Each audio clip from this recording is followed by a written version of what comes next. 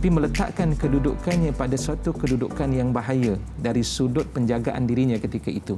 Contohnya memanjat bukit tanpa menggunakan tali, ataupun melompat daripada satu tempat ke satu tempat bangunan yang tinggi ketika itu sebagai salah satu sukan dalam kehidupannya. Pertamanya kita kena lihat para penonton yang dikasihi dan dirahmati oleh Allah Subhanahu wa taala, Islam mengajar kepada kita untuk mencari kekuatan dalam hidup. Wa a'iddu lahum mastata'tum min quwwah. Ya, hendaklah persiapkan diri kamu setakat mana yang kamu mampu daripada sebarang bentuk kekuatan. Sama ada kekuatan itu bersifat harta, sama ada kekuatan itu bersifat ilmu, sama ada kekuatan itu bersifat tubuh badan. Semuanya itu diajar di dalam Islam. Dan sebab itu dalam Islam Rasulullah mengajar ar-rimayah, as-sibahah, iaitu memanah dan juga berenang. Itu di antara sunnah Nabi SAW. Tujuannya adalah untuk memperkukuhkan akan kekuatan tubuh badan. Asal hukum memang dianjurkan dan digalakkan di dalam Islam untuk mengukuhkan kekuatan.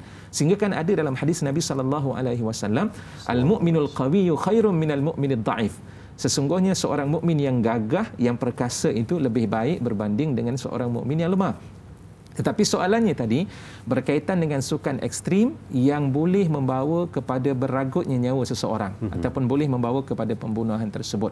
Pertama, dalam Islam Allah menyebut dalam Al-Quranul Karim, antaranya dalam surah Al-Baqarah ayat 198. Allah mengatakan wa anfiqu fi sabilillahi wa la tulqu bi aydikum ila tahlukati wa ahsinu. Dan belanjakanlah daripada apa harta yang kamu diberikan oleh Allah Subhanahu wa taala ke jalan Allah, dan jangan kamu lontarkan diri kamu itu kepada kebinasaan. Jadi jelas sekali dalam Islam ni, jangan semudah-mudahnya kita lontarkan diri kita kepada sesuatu perkara yang memang kita tahu akan memberikan bahaya kepada kita.